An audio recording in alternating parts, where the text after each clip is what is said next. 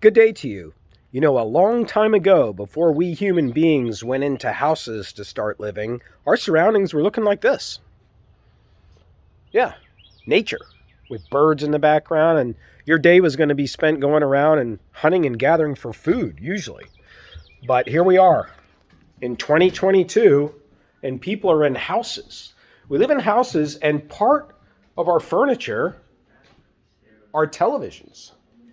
Televisions are everywhere. As I go through my house, I'm sure that my house is going to be somewhat typical of others. I didn't have a house when I was 22 years old. It took me a long time to get this house, but it's typical in some ways because we have televisions. Here's one in this room. I think there's one in this room too, my daughter's room. Used to be. She took it to college. Here's two computer screens on a desk. What would be on that desk if the computer screens weren't there? Here's another television in the master bedroom. And now as I walk into my office space, yeah, you've already seen this TV. There it is. Why am I showing you all these television sets? Well, because we are talking about the ecology of our surroundings today. We're talking about it as our final content chapter in this course. Can you believe that? We've reached our final content chapter. We have just one more chapter, which is going to wrap things up. But our final chapter is on ecological analysis, looking at our surroundings. And the book talks about the most important invention that helped create this ecology that we live in today, the most important invention in the history of the world. Now, you can argue whether you agree with that or not, but it still makes a big statement about the Gutenberg printing press. The Gutenberg printing press transformed communication.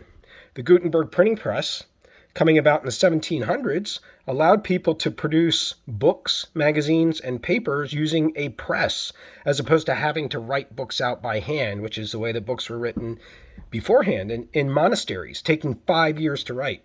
So what the Gutenberg printing press did is it sped up communication. It allowed communication to travel to far places in the form of a newspaper, a magazine, or a newsletter. But most importantly, it gave human beings access to information themselves, direct access to information in books, so that they didn't have to rely on a priest or rely on a school teacher or rely on other people. People could educate themselves. So within the Gutenberg printing press era, we start to have all kinds of other inventions start to crop up that are presenting us with the mass media that we have today, eventually arriving in the form of computers and televisions, and even smartwatches today are forms of mass media. So let's talk about the main contributors who have contributed to this field of ecological analysis. And to whet your appetite even more, I want to let you know that we have a scholar in our department who's a direct descendant of the people that we're going to talk about today. His name is Paul Lippert, Professor Paul Lippert. He's my colleague, and he comes from New York University. That's where his doctoral degree is from, and he's a media ecologist. So let's talk about what that's all about. Let's name the main author, first of all. His name is Neil Postman. Neil Postman, he wrote a very interesting book called Amusing Ourselves to Death, which is a book basically about the magnetic appeal of television, so that we're just looking at it all the time for entertainment and we're not paying attention to other dimensions of our life. But essentially what he wanted to do in this work was to look at the interaction between people and technology, and to learn ultimately how that interaction affects our feelings and the values that we have in life. You don't even think twice about where you put your television or your monitor or your big screen in your family room, right? You put it there first, and then you arrange the furniture. The furniture comes second. Or you even will block a window and not even notice that you're blocking a window. You're taking away your sight, looking at the outside world using a television, because that's where the television fits in the room. So this is what we're looking at with media ecology. Let's move now to talking about something called a medium theory. Medium theory. And when we use that word medium in this context, we're not talking about small, medium, large. We're talking about medium as a vehicle that carries information. And we're going to talk about a famous author here who came before Neil Postman. He's a Canadian scholar. His name is Marshall McLuhan. Marshall McLuhan, and he wrote a book called The Medium is the Message. And this book and that slogan tries to get across that the medium is more important than the message, because the medium is the message.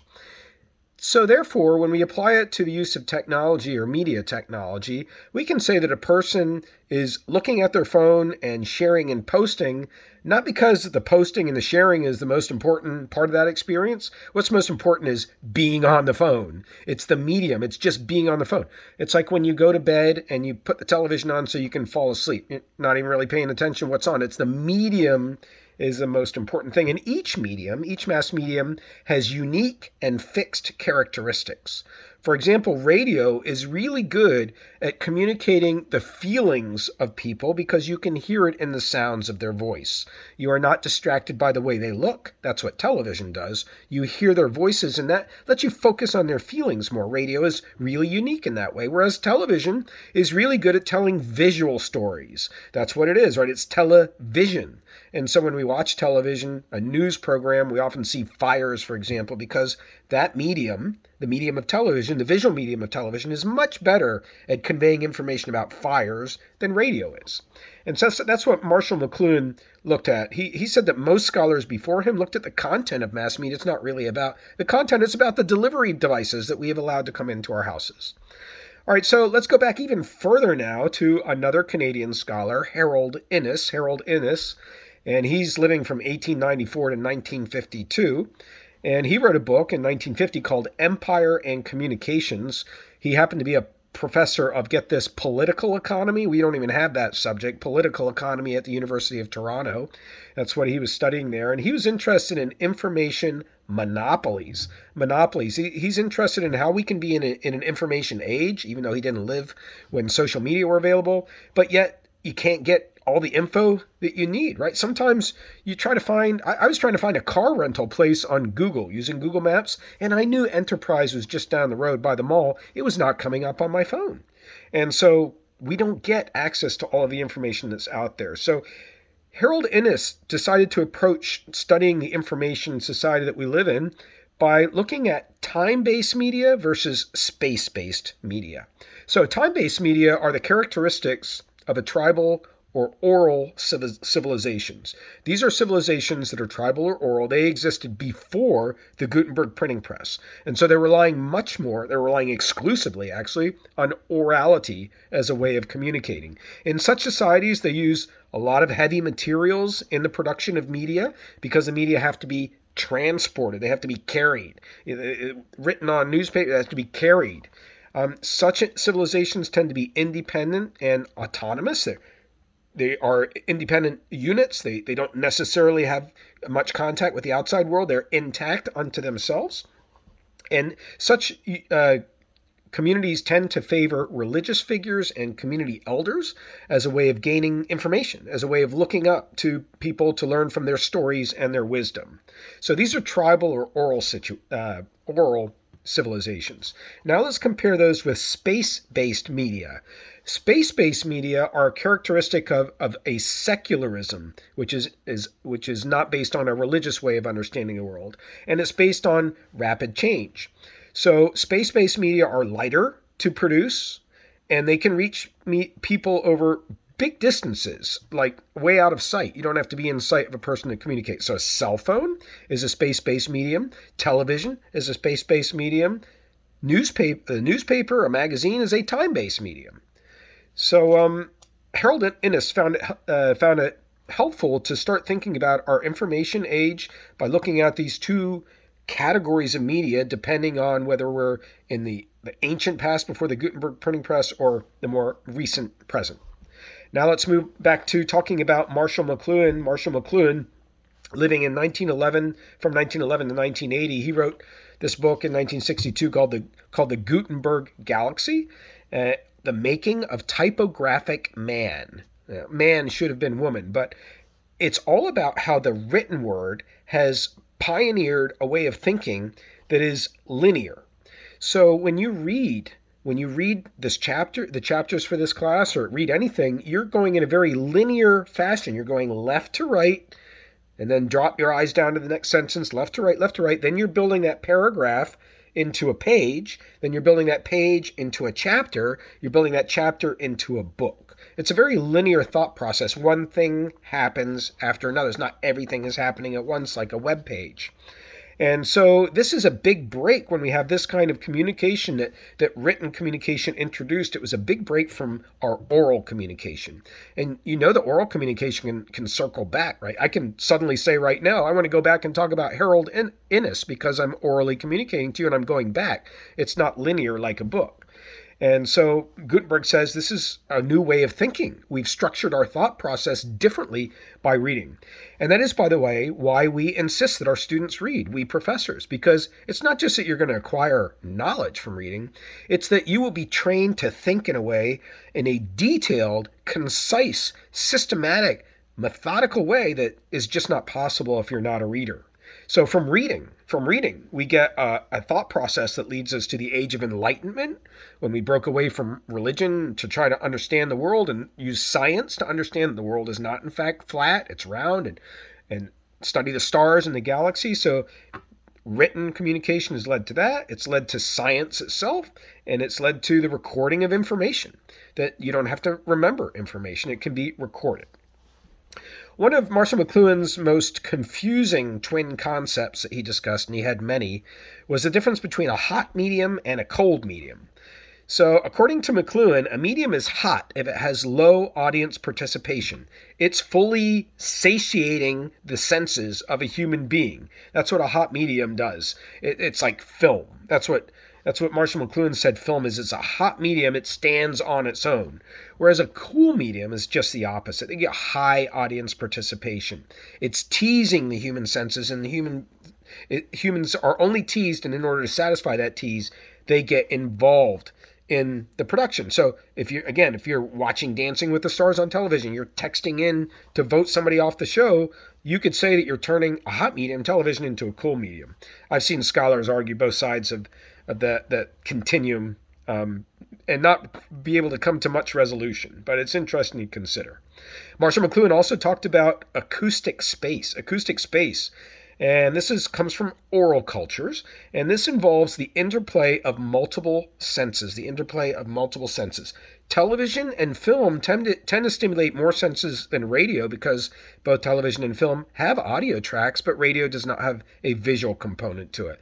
The web does all of those and more. It's a convergent meaning. The only thing it doesn't really do right now is smell. That's a sense that has not yet come out, but maybe it's going to. This is acoustic space when you have all these possibilities.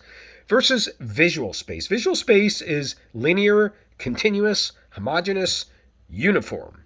So this kind of space is very similar to the way that we think when we are readers. We think according to a linear thought process, one thing happening after the other. McLuhan also said that there are four laws that show how media perform for us, how media function. One law is extension. So it's when you're talking about media as an extension of you, you're talking about it as an extension of your senses. So when you're looking at the web, when you're looking at your computer at the web, you're not just looking at a computer screen. It's like that computer is operating as extending your eyesight. It's taking you into Ukraine. You can't be there in Ukraine where you are right now, so you're extending your eyesight. That's one of the functions that McLuhan says that media perform for us. The second one is closure.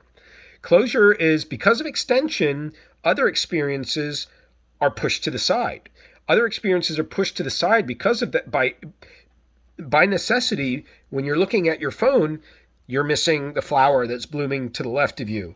You're missing somebody to the right of you who was looking for you to hold the door for them because they have an armful of boxes. These experiences are screened out because of the way that media are extending you. That's closure. Next up is retrieval. Retrieval. This is new media recast and remake old media. New media recast and remake old media. Like you use Wi-Fi just about every day, right? So where's that word coming from? Yeah, it's where is that word coming from? It's a wireless fidelity. Yeah, Wi-Fi. That's where that's coming from. That's an audio term. Yeah, we used that in radio back in the 1970s, but now the internet has co-opted that term, Wi-Fi.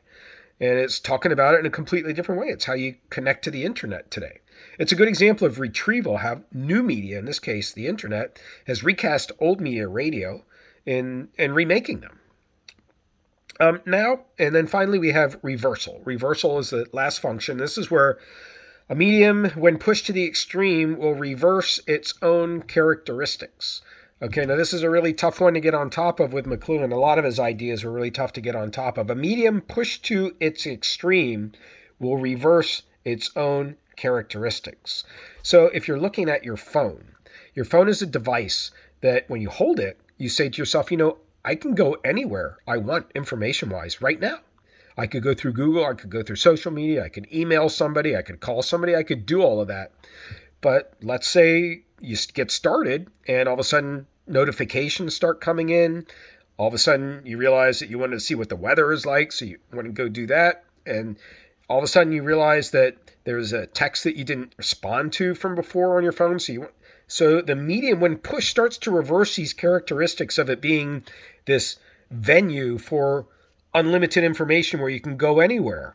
No, that's not what happens when you start to use it. Actually, you're not going anywhere. You're kind of being forced into using it in certain dimensions. That's reversal. All right, let's go on to talk about the next scholar now. The next thinker, Walter Ong is his name, O-N-G. He was a Jesuit priest, Catholic priest, and he was a professor of English at St. Louis University. In 1982, he wrote this book, Orality and Literacy. And he said that because society shifted from an oral society to a written society, that there have been radical shifts in human consciousness itself. Radical shifts in what we are aware of. That's what human consciousness is, right? So you've got two dimensions that he looked at. One was orality. In an oral society, it's about verbal expression. And in that context, a word is an event. It's not just a symbol representing something, it's an event. When you utter a word in an oral society, it has great meaning because it's the only way other than body language that the way that people are communicating. That's an oral society versus a literate society or literacy. That's where the technologies of writing and print make the word an object or a thing. It is no longer a performance by a human being. It is a thing on a piece of paper. It is an object on a piece of paper. And so the difference between these two societies have led to the way that we think being different as well, according to Ong, and ultimately our consciousness. He says that oral expression is additive. I'm going to let you read about that and see if you can figure out that. He says oral expression is aggregative. He says oral expression is conservative. He says oral expression is abstract. He says oral expression favors combative engagement. He says oral expression is empathetic and participatory. He says oral expression is homeostatic. Check that one out. Concerned with the present. There's a tip for you. He says oral communication is situational. I'm going to leave you to read all of those things so you can really dig into Walter Ong. And the reason I'm doing that, because I want you to read.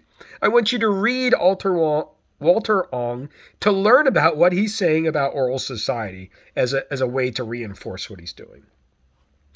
So when it comes right down to it, he says written societies, the word is much more internal, right? And that's why reading is a very private experience. Like none of you in this class, I'm sure, read the book together when you're preparing for the assignments. You read it individually and you pause and you reflect and you think about what the discussion question is. A very internal experience. All right, so all of this brings us now to talking about what Alvin Toffler calls the third wave. We are now moving to talk about contemporary culture and how it relates to the ecology of the media devices that we have around us. We're going to talk about the futurist here. He was a futurist, Alvin Toffler, 1980. He's actually the one that invented the term prosumers. If you're familiar with that term, it's somebody who goes on the internet, period. If you're on the internet, you're both producing content by what you're posting, typing, every keystroke, you're producing content. You're also consuming content. You're taking it in. You're looking at advertisements as well. So that's a prosumer. Alvin Toffler coined that term in his book, The Third Wave. And he says that the characteristics of the society that we live in today is because of the ecology of the media devices that we have around us. The characteristics are the following. We have digitality. And unlike atoms, which was how information was captured beforehand, it's captured digitally today in ones and zeros, and these ones and zeros have no color, no weight, and they can travel at the speed of light. They are easy and inexpensive to replicate. That's part of the ecology of the media environment that we live in today is digitality.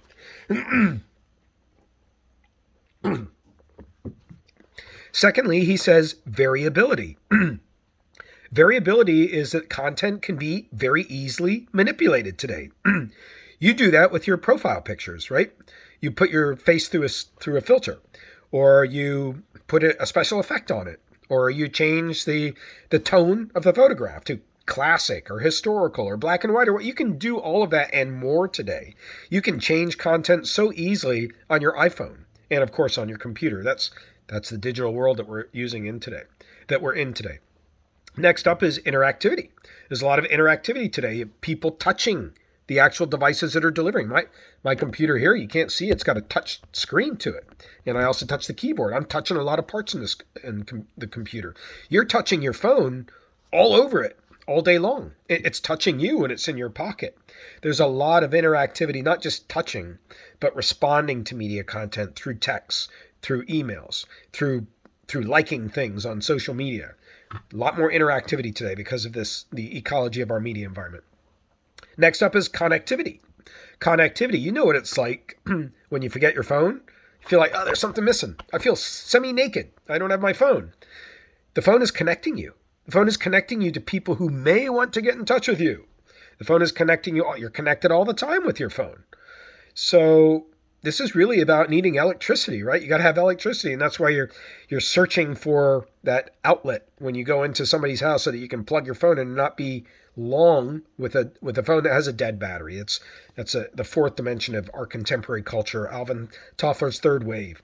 And then finally we have virtuality. Virtuality is the world that we have today is a simulated world.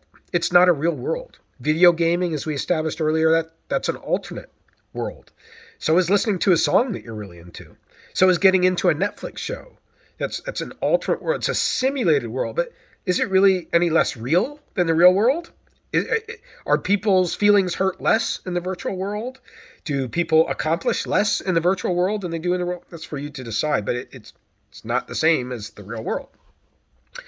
All right, now that takes us to our final subject, which is logics of third wave media. That's what we're talking about. Media that have gone past orality, media have gone past written, their electronic forms are media largely today. How media are remaking our human consciousness, one way is associational. Whereas print favors cause and effect, like because it has a linear method to it, a linear structure, one thing happens after another. Media today just favor associations. Like you tend to associate one thing with something else. If you see blue and you see a small F in it, you'll associate that with Facebook. You won't necessarily go through a logical process of saying, how did Facebook choose that color? Why is it using a small letter instead of a big capital F as part of their brand? Not really thinking about that. You're just associating. We just think of one thing and we think of another as going with it. Another logic of third wave media is contingent media. Whereas print media make the world more certain.